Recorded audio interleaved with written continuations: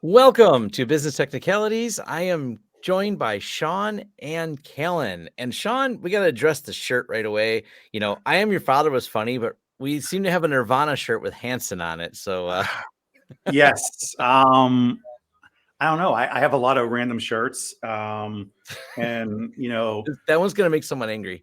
I know. I know. I know. I couldn't. I couldn't pass up. I found this shirt and I was like, oh my goodness, it says Nirvana. And like for my daughter at 13, she knows who Nirvana is, but she doesn't know what they look like. She heard their music. So I'm rocking this shirt with Hanson on it because it's such a, would oxymoron be applicable to this case? Absurd, maybe. Absurd, yes, absurd. Which Callen will talk about absurdity soon. But yeah, Callen appreciates absurdity. That will come up today at least a little bit. So he's got to absolutely. So I don't want to steal the thunder though. Let's talk about our guest today is Callen. Yes. Callen is a very established person with many stories that we're going to get into in a minute. But thank you, Callen, for hopping on with us, dude. Oh, glad to. I'm excited. It's always fun to talk to good people and just kind of get something out there, put some good energy out, and figure out what we can accomplish with it. Absolutely. So I asked you to come on with us, and Tom was very much about it, obviously, because he loves talking to people too. Yeah. And the reason why I did was a few things, and we'll dig into each one of them. Obviously, we have the pitch it thing going on. We know that, and Jameson and Gene don't seem to have any fare for you as being one of the head coaches. I mean, they've said it, and they've actually not even. I had to ask them because they weren't even talking about you. You were a non-factor, as if you have no chance of winning. So, any thoughts on that? Yeah, I think that what's interesting about that is Jameson. More power to him. I mean, he's sold several companies.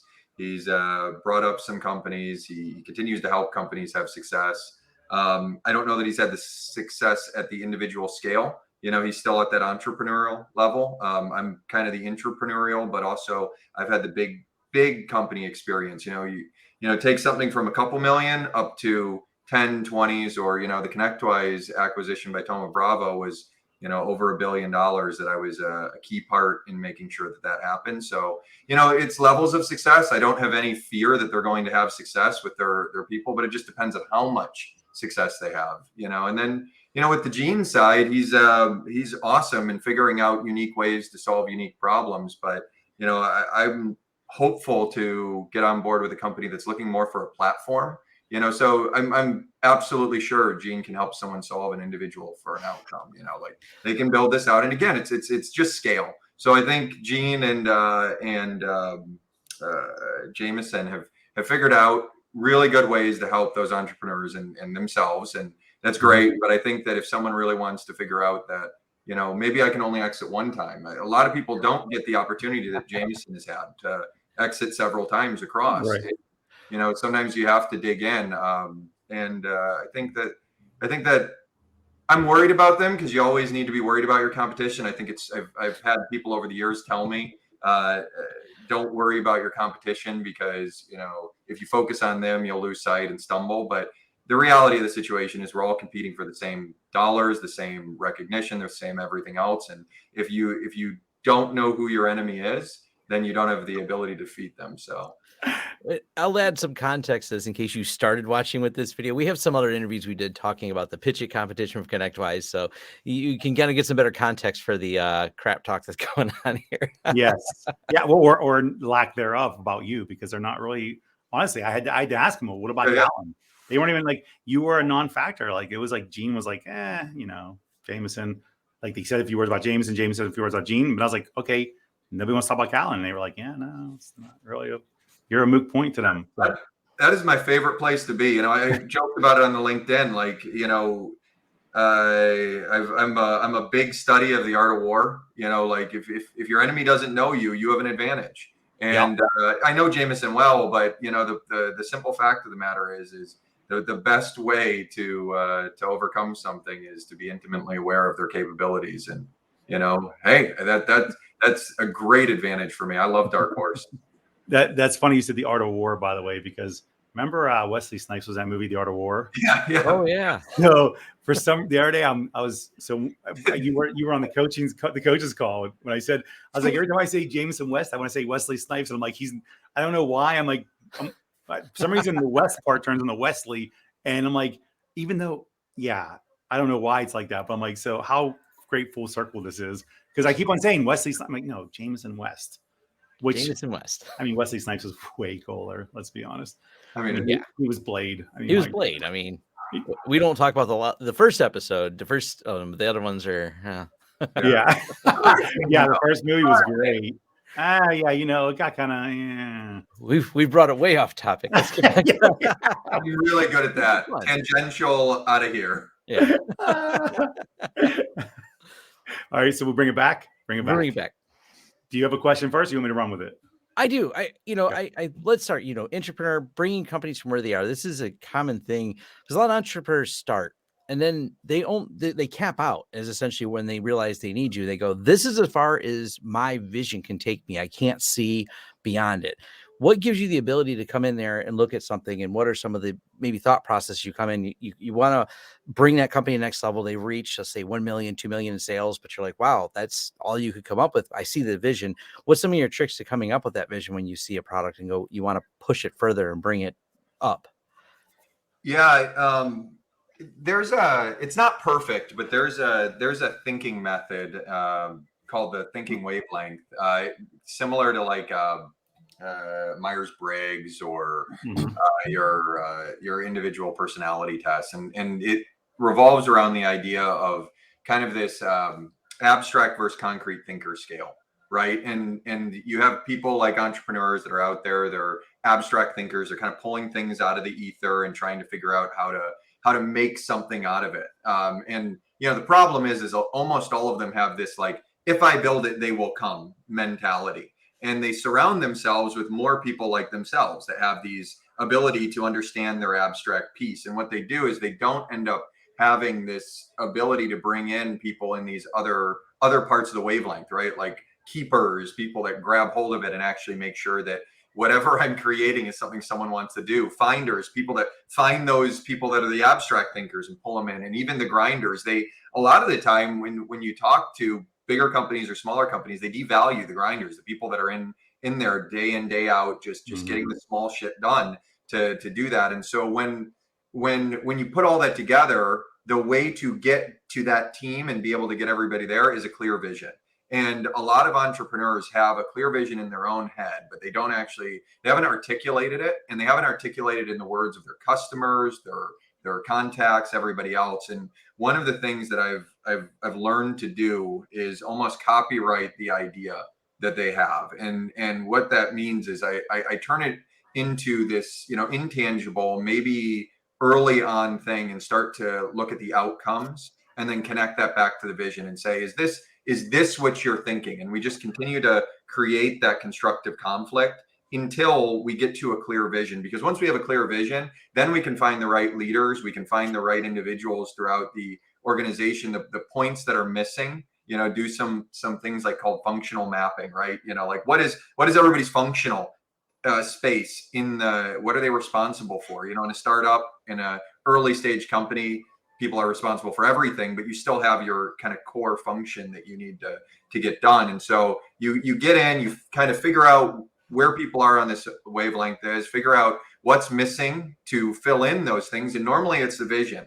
And I got to say, though, the vision is what separates the smaller companies that can disrupt from the larger companies that have now started to focus on the vision of collecting money. And there's nothing wrong with collecting money. Businesses are to do that.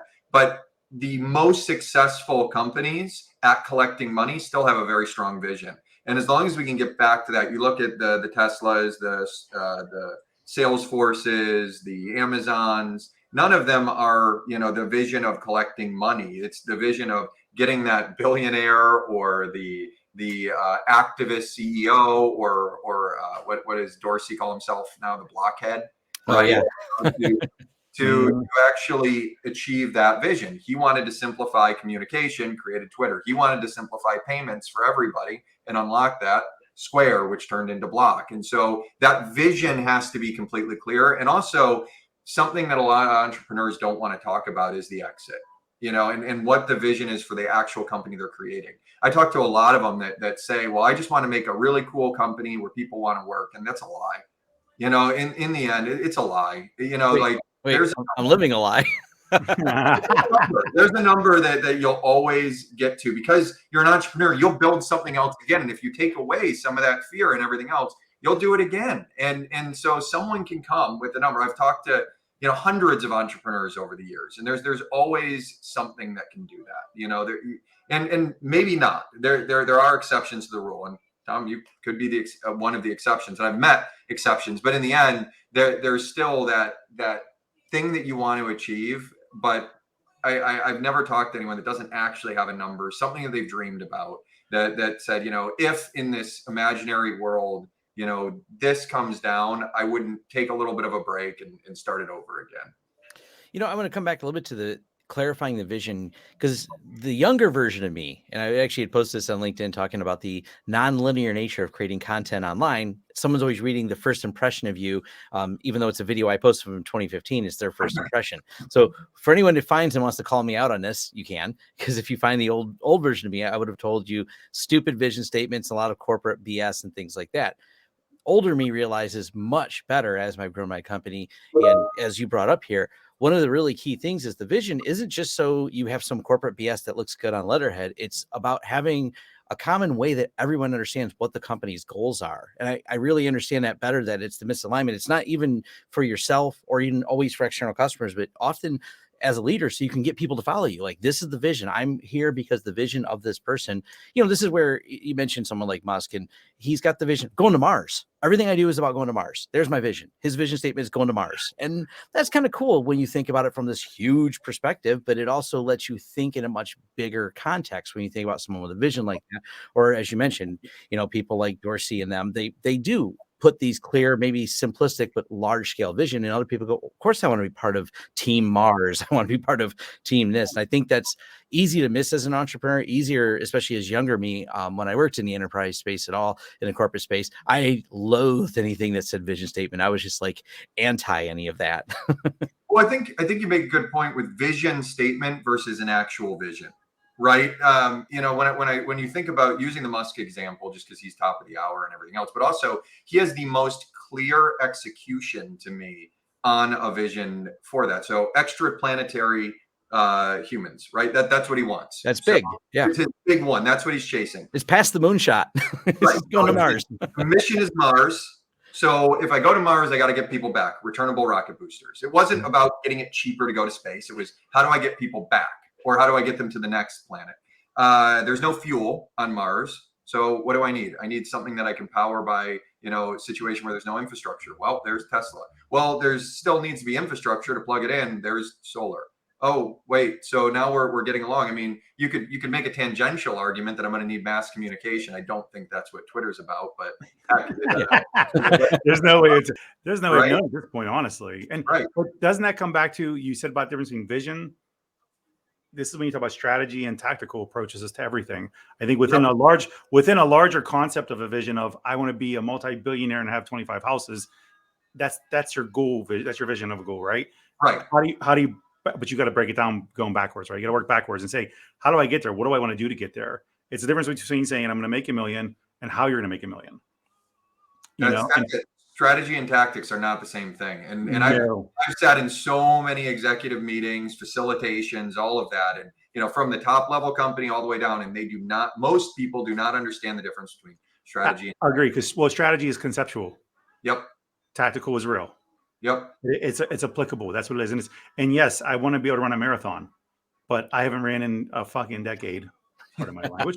And so if I'm going to go run a marathon, how do I get there? That's where the tactical comes in. And that's when you download an app on marathon training. If every CEO in the world realized that, or every executive group realized that, they would know they have to create an app basically on how to find the success and run those marathons. In order to run the marathon, you got to first run the sprints. That's exactly it. You just need to buy shoes.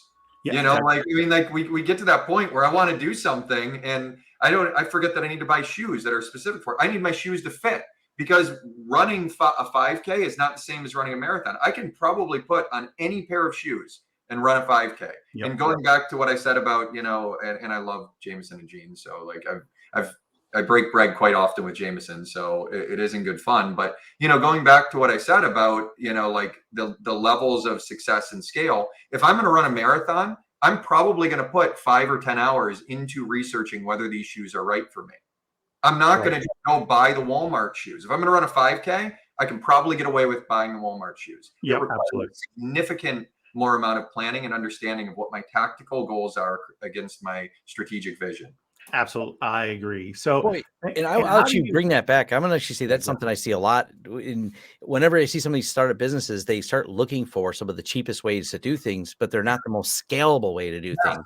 So they start building in limitations that they may not even realize by not researching and not thinking about, does your vision take you to 10,000, 20,000 customers? So did the platform you choose extend to that same scale? If you're not thinking in that way when you start, so I've done a little bit of, talking to the really small MSP space as nature of my YouTube channel. And that's a lot of times I recommend, they're like, well, what's the best thing to start up? I can't afford that. I'm like, rethink your strategy, because you now have a large switching cost. You're going to go with something you already know won't scale, your own admission, and then you're going to have to switch it later after you've embedded into your processes, when train maybe even some staff on it, and then you hit the wall. Or is it your vision? You'll never have more than 200 customers or whatever that number is that is limited with that. So I think it's important to really think about that for even when you're putting together things of, does your vision scale, which is, does the tools you use scale to your vision?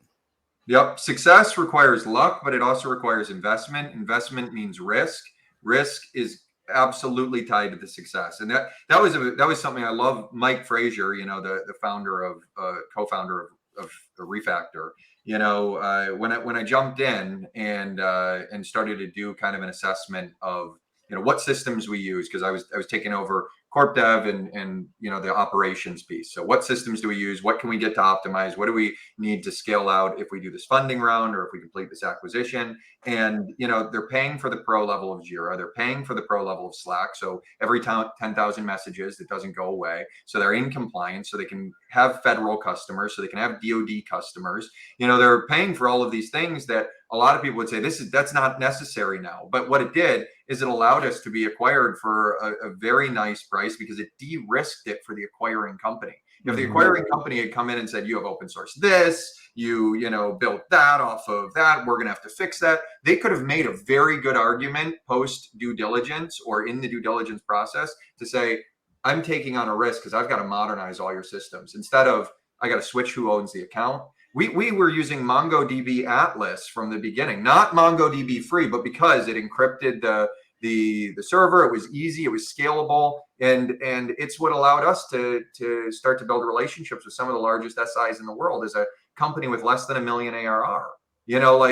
That's not something that happens. And so you're saying you invested in enabling yourselves with the best tools, the best processes, and the people to mitigate concern issues for being acquired later, but just to do business on a day-to-day basis without an day-to-day basis, right? People talk about things like getting your SOC 2, right? And it's always the last thing, FedRAMP, right? There's a really cool company that we ended up kind of merge acquiring with, and they got stuck, unfortunately, in what happens with a lot of startups, which is they got that big good client, and when the big good client kept shaping the needs of their product to make it less commercially viable, which struggled, but they were able to get FedRAMP in 6 months as a startup with no financial backing.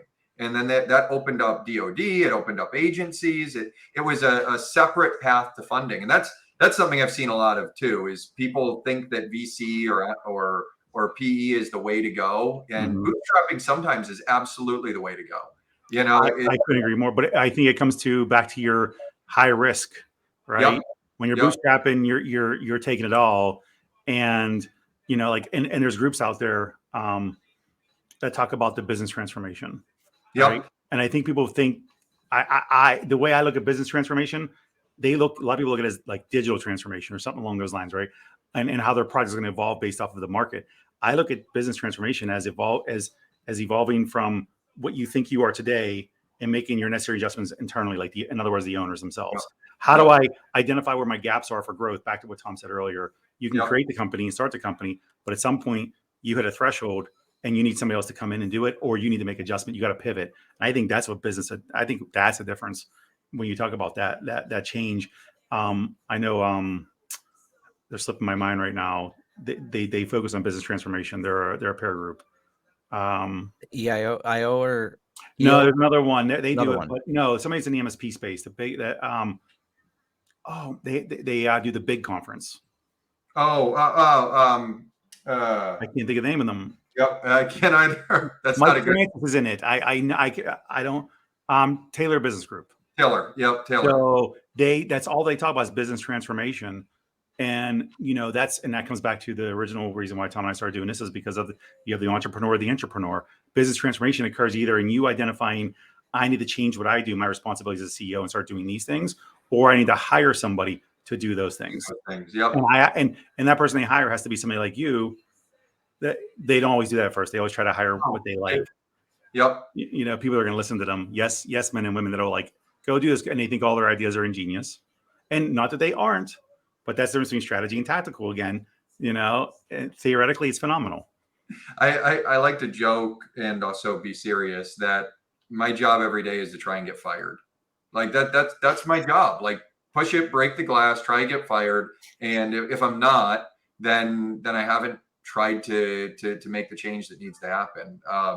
Arlen, like you mentioned with the business transformation, the beginning with the end in mind. Arlen Sorensen's been like, a massive influence on my personal and professional life. And, learning the MSP space through his eyes has been incredibly helpful. Tom, you mentioned, talking to the small MSPs and, in the early on MSPs. And it is amazing how different that business transformation ends up, and the people that can handle it. It's the difference between success and failure. Yep, agreed. Yeah, if they don't start with the vision, and I don't know, I guess it's a natural thing. They don't think they can put funding for it. They're afraid because the minimum requirements for the license is like, you have to buy this many seats, whether you have them or not. They just go, no, that'd be a bunch of wasted money. And I'm like, well, you don't have the vision from the get-go and you're limiting yourself. It's like, I'm sorry, but if you can't break some of those mindsets, you're going to have a real problem with growth and things like that. But how many business owners have you talked to that I say, even especially MSPs, why'd you start your business? Well, I fell into it. Many of them say that, right? Oh yeah. They're like, well, I was working IT here, and I these guys need some extra help, so I just offered some help for consulting time. They paid me, and it just kept going. And now I have a few clients, and that's where you got your break fix concept, right? Where they're just basically like they are plumbers or electricians or mechanics that are they're ad hoc jobs based off things they need done, right? Like something fell apart. And I tell them, look, my job sucks is not a business plan and not a reason to start a business. So, that's not like the good reasoning you do, because it almost is the reason. I don't know, the place I worked for sucked, so I started a business. Exactly. Well, that's the thing. So and actually, because you're talking about, you mentioned Arlen, we do here at ConnectWise, they created modes theory, which I'll give Tom. We should probably put that somewhere up here at some point. We'll put the QR code up. People can check it out because it's a free assessment. I recommend all MSP owners take it. And what it boils down to is what you are, as far as they call them builders, right? There's four types of builders. There's startup, then there's balance, there's value, and then there's empire, right? And it's funny because a lot of people that take this assessment, they think they know where they belong. And when you look at the differences, startup, what startup means. But when you go into like balance, that's somebody that's doing it basically for a lifestyle. That's what it boils down to. The value builder are people that are actually investing, looking to grow, to get to that next level, whatever that is they determine it is. Whether it's their legacy is, I want to be a multi-billion-dollar company and I want to sell off or give it to my kids or whatever it is. Value builders, they look into that and where they're going to invest to do this. And then empire are people that are just like, they're like scorched earth running business. Like we're doing it now. They're like, we're going to get money. We're going to take what we need to. We're going to grow. Our intent is to be big and sell, basically. So people take these assessments and they realize they aren't where they thought they were. And it comes back to even how do they get there? And it's a reassessment. So back to business transformation, and Arlen and Scott and those guys, they are good at that. Like I recommend anybody. Oh man, that's it's like they don't have a stake in the game at all. It feels like they're just there to help. That's their only thing to make you better. And they don't, honestly, I've never met such nicer people in my life. I swear. that. I mean, that's part of when I say personal and professional. It's the being mentored and taught how to facilitate from Arlen and Pete and Scott and team was a lesson in selfless acts. Like you're getting beat up. You're the focus of the vitriol and all the anger of a bunch of executives. You're telling them the hard facts. You're leading them to the answers like, I'll tell you what, when you're in a room of a bunch of either founders, starters, executives, and you're trying to lead them to the answer that you got 2 days ago in a 3-day session, and you can't tell them, because the moment that you tell them, you become consultative. And when you become consultative, you become prescriptive. And when you become prescriptive, people push away. And, I think that when you talk about intrapreneur versus entrepreneur, I think what separates an intrapreneur from an everyday worker is their ability to flex and actually absorb that stuff and regurgitate it in a way that the entrepreneur can actually consume. Because entrepreneurs do not take advice from people. And the moment you give them advice, it's a bad situation and you've lost all credibility. And now it's your word. They didn't come up with it. And so you have to figure out how to help them get to the end goal that they want to. And that's a very different skill set than an everyday worker. And it's a very different skill set. So Sean said something to me. This was a BS conversation we had, but it was a stupid meme, but I laughed and I think it's very relevant. It said something along the lines, and like he said, an entrepreneur is someone who can adjust the crown of the king without letting him know it was crooked. Yep. Yeah, exactly. That's the truth. I mean, you are the translator from top to bottom across the board. You are, and you got to do it without hurting feelings or maybe hurting just enough that it stings and they take effect on something. But yeah, it's you got, like, my job when I came in as an entrepreneur was always to fire the entrepreneur. Yeah. Like, go golf, go whatever, go play World of Warcraft. I don't care. Just go do it. Focus on your responsibilities, not mine. Yeah. I'll report to you, and you only need to focus on my responsibilities when I tell you I need your help. Like, but I have to train them. It's like when you train your customers, right? Yeah. How to purchase, how to shop, how to pay. You train them on the process. You got to train you, and that's a heavy lift. I mean, let's use Tom. Tom actually is the epitome of actually doing it successfully. He spent years running it himself, doing his things, and it gets ingrained, right? This is how we've always done it. That's the classic line. This is how we've always done it. So this is the way we should do it. He has a partner he brought on, Brett, that is like us. He actually is an entrepreneur too, but now he's the entrepreneur for Tom. In a way, he sold his businesses, and he runs my business now. And yeah.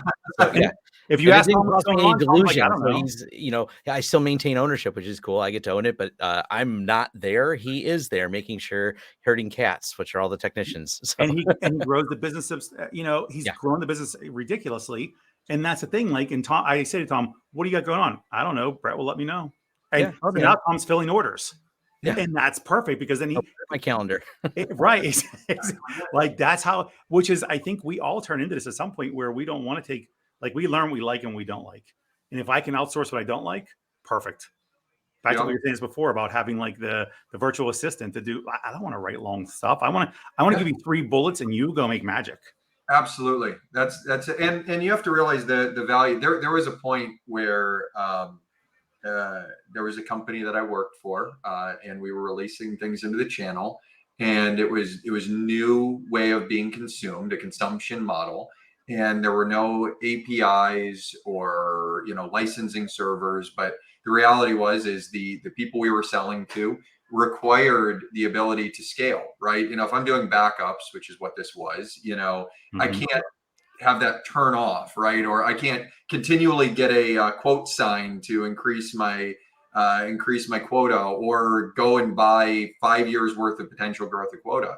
And so, as a sales rep, channel person, my job was literally partially for 40 hours a month to sit there and pretend to be the API, right? Like, I got this export from the vendor. I put it into an Excel sheet. I got an export from all of the customers that were using it, matched that up, open and closed opportunities. They got a bill. They saw the growth that they needed. They got all the support, but nobody saw like me on a hamster wheel doing that. And I was making significantly more higher hourly than I should have for data group. But the reality of the situation is I was the one that had the knowledge to conceptualize all of these pieces. Yeah, we could have given it to somebody for a cheaper amount, but the company I worked for was smart enough to realize that the knowledge that I had around that was worth paying me to do that because of the friction it took away. And I understood why it was so important. So,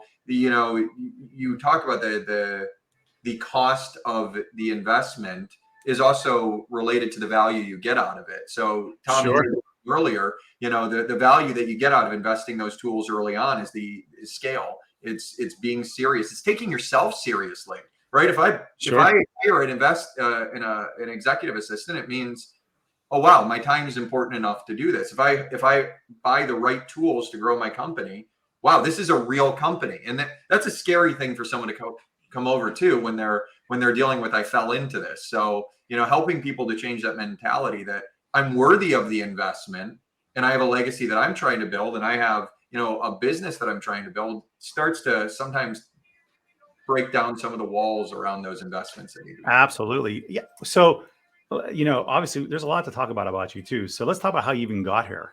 Yeah. So, because that's actually, we need to poke fun at you and find some things about you that are, like you sound so professionally polished. It's absurd. So where did the train wreck occur? That's what we want to know. And we can go back to when you were selling mattresses at 16, which by the way, I like that. That's, can you imagine? You probably saw your products on some videos at one point in your life. Oh yeah, no, that's and it's funny too. Like I sold her that mattress. Well, my best ever was Hulk Hogan. It was when because I'm in Tampa, so it was right when what was it, Meet the Hogans or whatever that was. Oh, whatever their shit. Yeah. Yeah, and he came in and trying to get him to lay down on a bed was amusing. No, I don't need to lay down. I don't need to lay down, brother. I'm good. Did he say that comment? He's like, brother, I don't need to. Yeah, he's like, I don't need to lay down, brother. My wife, they can lay down.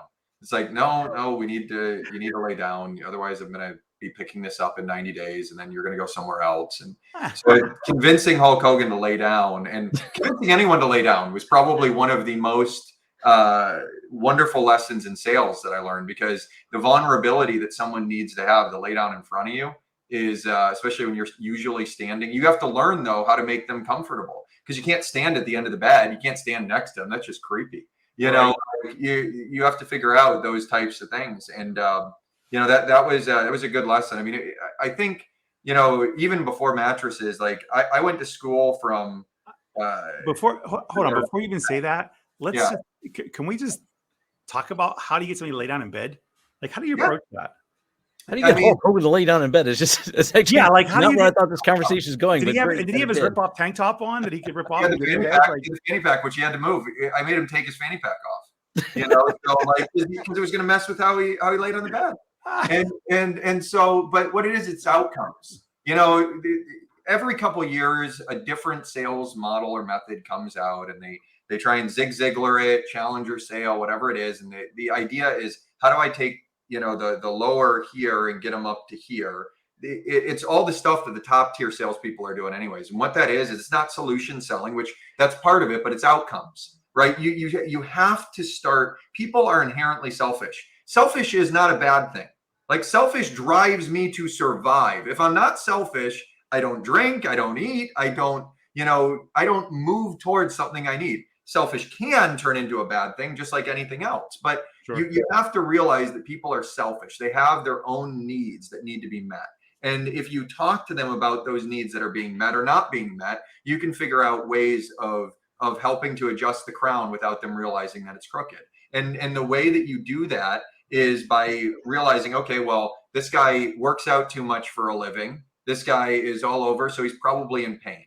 And he probably has never laid down on a bed before he bought it, so he probably thinks mattresses are just uncomfortable. So we got to talk about the pain that he's going through and how if he's better rested, he's going to get better gains. So you talk through that type of thing. He talks about his wife gets up from the night all the time. Well, that means that an inner spring mattress is probably not good for them, because that's the ones there you feel everything. So then you start to look at individually encased pocketed coils. You start to look at that and you start to geek out on the technology. It's the same thing as selling technology. Selling if you're dealing with outcomes. You know, I sold chipsets to I was a broker for obsolete chips for a couple of years. And, you know, you look at the Stinger missiles, right? They're talking about not being able to, Raytheon can't start making Stinger missiles until 2023 because they still use a chip that was obsoleted in 2003.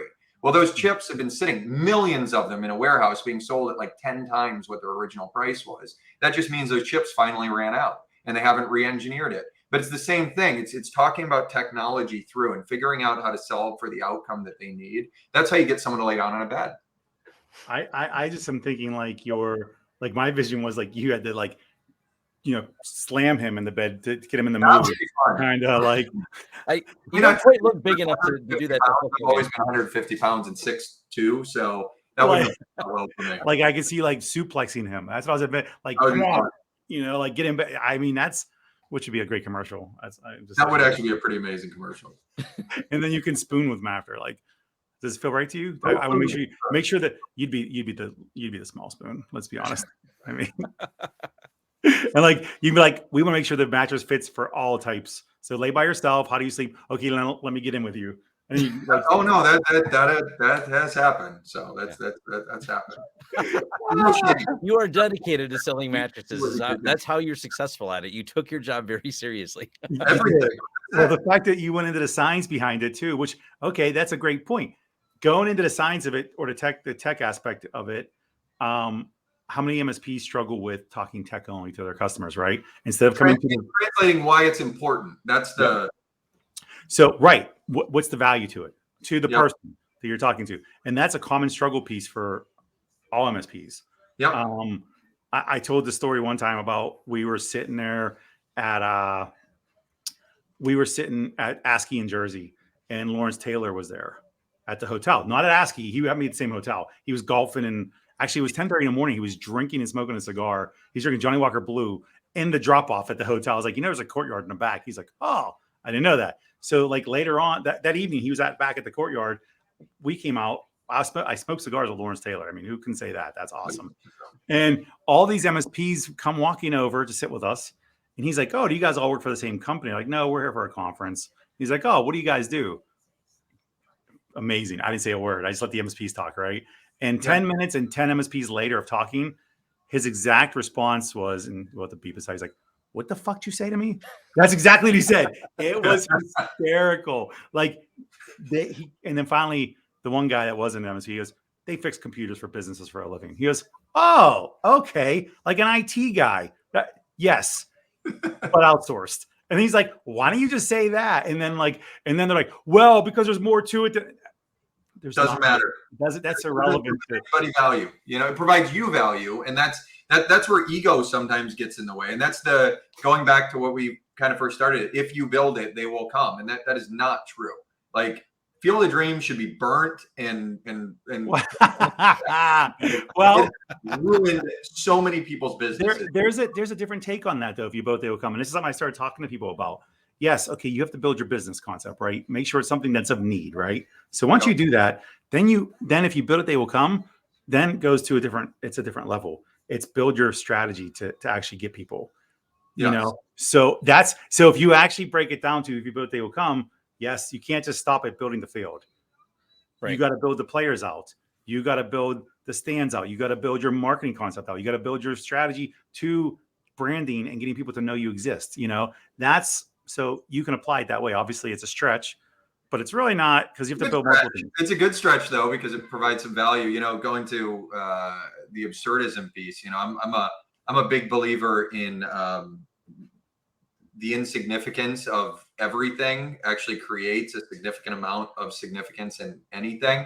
And what I mean by that is, you know, I mean, the universe is humongous big, man, you know, like if you're an Ilya Brizgalov fan, but, you know, it's huge. And, you know, my family's gone through a ton of things, you know, double cancer diagnosis in 3 years, a house where we had to have no kitchen for 9 months, and then 2 walls taken down all at the same time, all this stuff. Right. You know, and if you put it together, there was a moment when the stuff first started happening where, I had that like, well, why us? Like, we're good people. Like, my wife's a social worker. I've been through a lot, da da da. And then like the immediate thought that jumped into my head after that was like, why not me? The universe is huge. Like, there's no like connection to this. So the only thing that there has any meaning to are the things that I apply it to. And so, when I take that same approach when it comes to business, right? If someone is working on something, it means it matters to them. And so that means it should matter to me in some way because they're a human or not a human, right? If my dog's chewing on a bone, I appreciate the fact that my dog's chewing on a bone, and because I love my dog. So there's meaning in that bone for everything. So what I do is, I realize that, and this works a lot in dealing with entrepreneurs, because the small things matter, because they have a vision that they want to execute on. And so you have to figure out what's important in that vision, and you do assign meaning to everything, but meaning isn't equal. So, my dog chewing on the bone is not the same as, my son going to get his lumbar puncture. We have to assign value in the meaningness. And even doing that, though, is absurd, because, the idea that the lumbar puncture is more important than the dog with the bone is not to the dog, so you have to figure out, and you can't actually figure out how you're going to help people get to their end vision or achieve their goal or find what's meaningful to them if you don't assign the meaning to it. So, when I say that, like, I'm an absurdist, that's kind of the way that I tackle all the decision making as it goes through. It's a former colleague used to joke about the beautiful mind, John Nash. Like, she's like, every time I see you come up against something, like you go away for a second, and then like there starts problem solving, and it's that's the philosophy around it. I think MSPs have to kind of go through that. What's important to them? Tom, you mentioned that the lifestyle business. There's nothing wrong with it. I'm sure there's absolutely nothing wrong with it. That's your number, and so a number isn't necessarily numeric. You figured out what makes you comfortable and happy in that. And I think that's what an MSP has to realize, what that end goal is, or an entrepreneur or anybody else, that's seeing in those things. Agreed. A good friend of mine, he said it best. He goes, "What's your currency?" Yeah. That's, instead of putting a number, what is your currency? Because currency equals the value of your. So again, if your currency is having 25 cars, that's your currency. That's what you're working towards. If you're, or if your currency is to having a 5-hour work week, that's your currency. Again, doesn't matter. Or putting your kids through college, that's your currency. That's it. And that's the best way to summarize that, is because, again, everybody's number is different. Everybody's value on things is different. Like, what I spend my money on is very different than what Tom spends his money on, I'm sure. Like, I buy a lot of cigars, very good cigars, all the time, and I see no problem. But you tell me to buy like this extra, hot dogs on 50 cents. We're not buying hot dogs. Forget that. It's 50 cents. Get the cheaper ones. Yeah. Don't know why, but yeah. It's there. Yep. Yeah, no, I think it's hard for sometimes people to figure out what their currency is, and there's a level of happiness when you do, because like, oh my god, oh my goodness, yes. For me, I figured out the thing that makes me the happiest is when I'm worried about something that doesn't matter. That's how I know I'm in a happy space. Like, I'm worried about some silly thing. I'm like, good. So I'm not worried about a major thing. I'm not worried about, can I pay my light bill or things like that. When I'm worried about things that don't matter, like some of the tabs that are open right now, some concept I'm trying to put on YouTube, worst case is I don't do it. No one's going to be really upset that Tom didn't put a video out today on the topic I thought I was going to talk about. So I'm worried about something that doesn't matter. So that means I'm in a happy spot. So because I can take that look back at my life and go, I could just walk away from this, and the only person who's gonna be mad is me. And some Twitter comment, you said you're gonna release a video on Friday. Yeah, I didn't. So, we have a series of questions we could ask you quickly because we're running out of time. We've had a long conversation about all kind of cool stuff. So, ready? This be rapid fire too, so you'll be ready. All right, cool. So, what do you do for a living right now? Well, right now I'm technically a product manager, but I help people achieve their vision. I mean, that's what I do. Yeah. Who do you work for? I work for Sophos, as well as I'll say that in the advisory capacities I work. I also work closely with a company called Evo Security, which is trying to solve IAM and PAM for MSPs in an actual scalable way, and then a company called Chat Genie, which it's not chat, but it's really new age service delivery, right? Service delivery sucks. The ticket sucks. Chat Genie. Yeah, I think I saw their name somewhere recently. Yeah. An application. I'm like, Yeah, one. That would be that. So they've been trying so they tried to get in on the first one, Tech Tank. They tried to get on the second one. Timing just didn't work. It's been a fun one. That's well, good. They apply for Pitch It. We're going to see what they're about. What would you say is a crowning business achievement for you? I would say honestly, it was the sale of factory last year. It would have been ConnectWise until then, and my ability, but I was integral, and I got to run a lot of that deal cycle through, and I love that. That's you talk about a happy place, is being in the middle of a deal, figuring out how to make both sides happy, get everything done and orchestrated, and the fact that there's stakes on the line, and the sales guy in me, I am ultra competitive, and so like, I don't like to lose. I take that back. I love losing because it teaches me how to win better. Like, I used to purposefully lose at Halo all the time when I was playing pretty competitively, so that I could learn like the tactics of other people. And that I'm glad we did not lose that one. So, okay. So going to that terrible mistake that you made. I would say that the most terrible mistake was, man, that's a tough one because I've made a lot of mistakes in my life. I would say the most terrible mistake that I've made is probably waiting and living as a pretender for a really long time. So I didn't go to school from 10 years old until I was 25. I went into school. I worked for the family. I was homeschooled in that time, but really it meant building up Diablo characters and selling them on eBay. And, so like I lived in a way where I knew I was smart, but I wasn't learned. I was very ignorant. And the way that I looked at the world did not help me help myself or have others have success until I met my wife and until I ended up going through college. Got it. Okay. So, all right. So, and this is something you mentioned in your education too. You have a degree in sustainability management. Yeah, it's basically an industrial. What's that? Yeah, what's that mean in English? Yeah, it's an industrial engineering degree mixed with marketing and law. So, it's an idealistic degree. Like, I spent 3 years thinking I was going to be an engineer. I went through every discipline of engineering. I actually wanted to build and I've got a couple prototypes for some pretty cool weapon systems. But morality hit me. The school that I went to for a very short amount of time was a school based on sustainability that started back in the 1970s, like Buckminster Fuller, geodesic domes, all that stuff. So ingrained in me was growth but growing in a sustainable way, right? And sustainability, everybody thinks it's like this green save the planet degree, but it was actually largely about how do we meet the needs of humans with our growth while still making sure that we don't destroy the only thing that we have in our planet.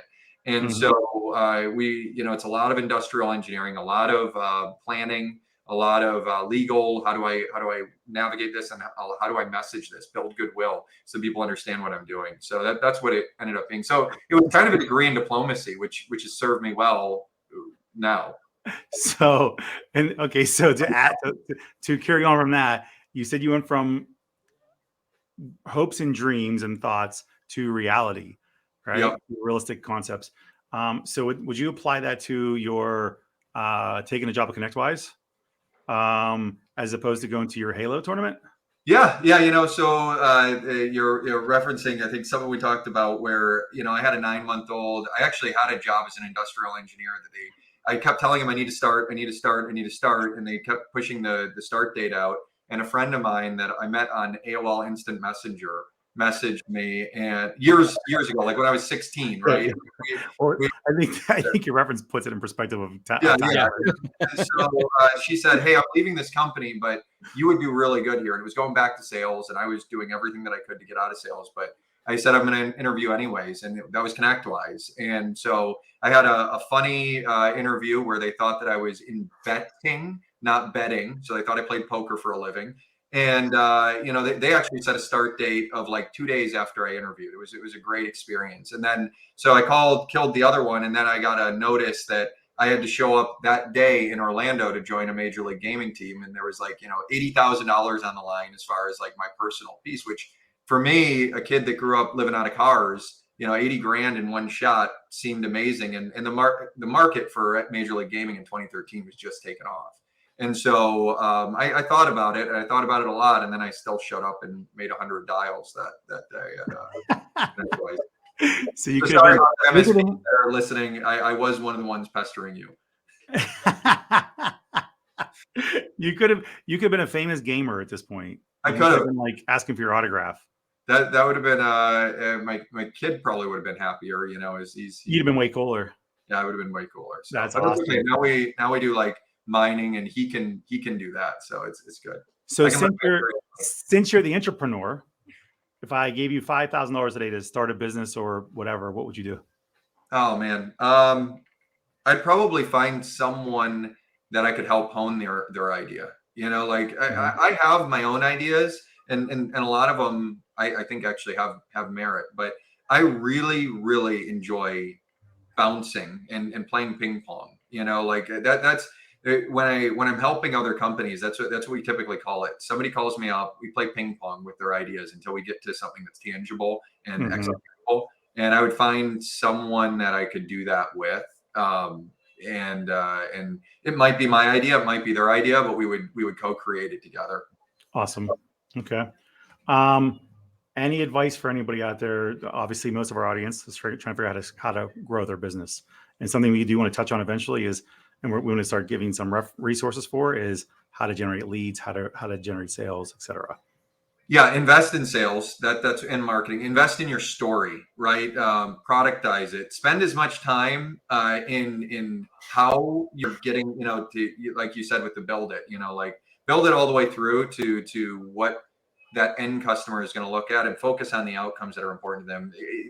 Everything that goes into it matters when they ask you to double click, but it does not matter until they ask you to double click.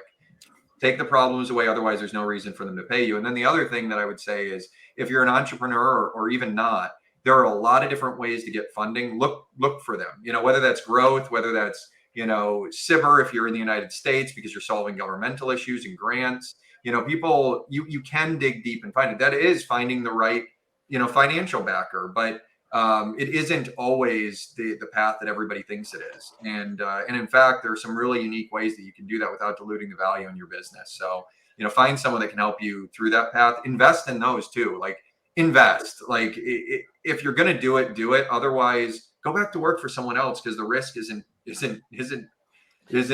bad, and you're going to get the same. You know, yeah, you'll have to deal with listening to somebody else, but you're doing that anyways with your customers. So you know, your vision is going to get bastardized, whether or not if you don't take it seriously. So you got to get to the point where you can fire people, and that includes your clients. Otherwise, you should work for somebody else. I couldn't agree more. Anything else, Tom, you want to add? I think we got it. I think this is a great episode. We covered a lot of ground. We did. I mean, from we have to Wesley make this Snipes to Hulk Hogan to actual business advice in between. we have to make this a trilogy. Oh my Lord. Yeah, no, we'll eventually start live streaming, and we'll bring you back for that. Yeah. No, it sounds fun. I love talking with you guys. It's there's a lot to cover, and just some comedy too. Well, Tom's a smart one. I'm comic relief. He's a smart one. That's how we do this. I do like my fingers on keyboard. That's always where that's my happy spot. So, oh yeah. If you have a Mac, do you need a DAS keyboard? Because I've got two, and I've got to get a one. I'll send it to you. I love the DAS keyboard. By the way, if you've never had a DAS keyboard, DAS, they are nice. I have the Rocat. So oh yeah. I've never had one. The Rocats are pretty. So Mac, look at that. I don't have all that. I just have a basic Logitech. You're missing out. The other ones I like that I was going back and forth because the staff, a couple of them like the DOS keyboards. There's some division in my office of who's got the better keyboard. So you the fact that it's a nice mix between like membrane and mechanical. It's like I can type fast and well. So you have an extra one you said to send? I'll send you my address. No problem. All right. Yeah. Or when you're in Tampa next. When will I be in? I won't be in. Well, I'll be down for. That's not in Tampa though. I'll be down at Secure. I'll send it to you. That's too long. Yeah. Yeah. Because we're gonna make a nerd out of you, Sean. I'm fine with that. Like I like toys. I just don't know how to use them sometimes. I'm just like, I'm like, Once you've used a better keyboard, you're not going back. Yeah. Then you'll become a connoisseur and picky. It's like, I don't know a cheap cigar from a good cigar, but once I had a really good one, I would only care about good ones, right? that's it. Well, then you know what? I'll make a deal with you all. I will work on my part of being nerdy. I will educate you on cigars and good scotches and bourbons. A good scotch I can get behind. I just want to. I cannot find them, but the Tio Fuente Angel X. That's my favorite cigar, man. Go on to actually. There's a big distributor down in Florida. Oh man, Mike's Cigars. okay. I don't know if they have it. You can look, but they're a huge distributor.